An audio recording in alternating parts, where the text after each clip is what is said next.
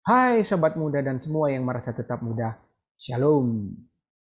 Salam kasih damai sejahtera untuk kita semua di dalam Yesus Kristus Tuhan kita. Kali ini kita akan membahas Kristus satu pribadi dengan dua natur. Dalam bukunya The Commentary Dr. Zacharias Ursinus on Heidelberg Catechism, ia menjelaskan bahwa penyatuan yang terjadi antara dua natur di dalam satu pribadi Kristus adalah sebuah mahakarya adihulu dari Roh Kudus.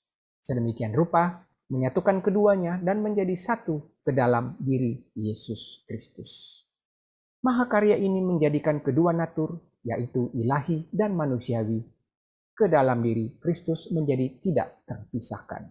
Seperti yang dinyatakan dan tertulis di dalam pengakuan iman Kalsedon pada pertemuan konsili di Kalsedonia pada tahun 451 Masehi.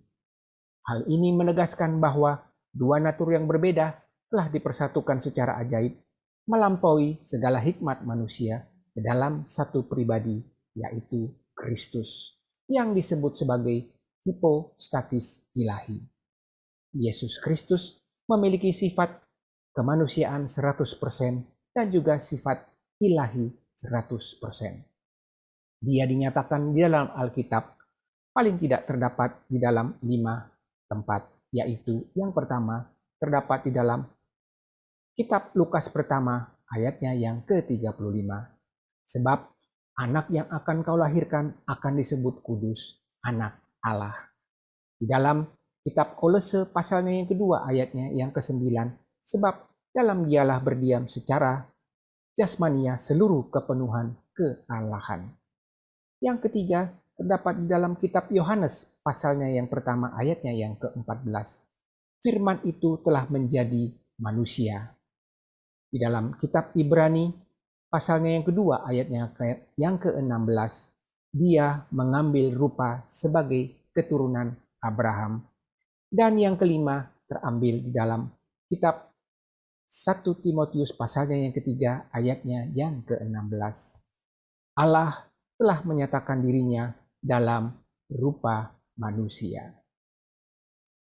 Konsep Allah Tritunggal, Allah Bapa, Anak dan Roh Kudus bersifat eksklusif yang hanya dimengerti dan diimani oleh umatnya. Orang-orang yang telah ditebus dan diselamatkan dari upah dosa, yaitu maut. Ketiga pribadi Allah yang pada hakikatnya sama, tetapi berbeda peran dan tanggung jawabnya. Sedemikian rupa berbagi tugas dan tanggung jawab dengan jelas, sehingga manusia dapat diselamatkan dan hanya melalui penebusan oleh Allah sendiri tanpa mengingkari hakikatnya dari dirinya sendiri. Karena itu, Allah Bapa mengutus anaknya yang tunggal dalam inkarnasi manusia sebagai Yesus Kristus untuk menjalankan misi penyelamatan dan penebusan manusia dari dosa-dosanya. Cara yang ditempuh tidak akan pernah terulang dan terjadi kembali dalam sejarah penciptaan manusia, penciptaan dunia, dan segala ciptaannya. Seperti terdapat di dalam kitab 1 Timotius pasalnya yang kedua ayatnya yang ke-5. Alkitab berkata, Kristus adalah perantara antara Allah dan manusia. Sementara di dalam kitab Yohanes pasalnya yang ke-14 ayatnya yang ke-6 tertulis, karena tak seorang pun datang kepada Bapa kecuali melalui Kristus.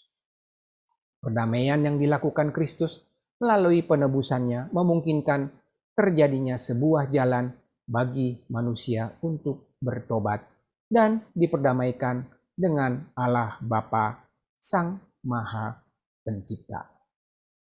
Rasul Paulus sendiri berkata di dalam kitab Galatia pasalnya yang kedua ayatnya yang ke-20. Namun aku hidup, tetapi bukan aku sendiri yang hidup, melainkan Kristus yang hidup di dalam aku.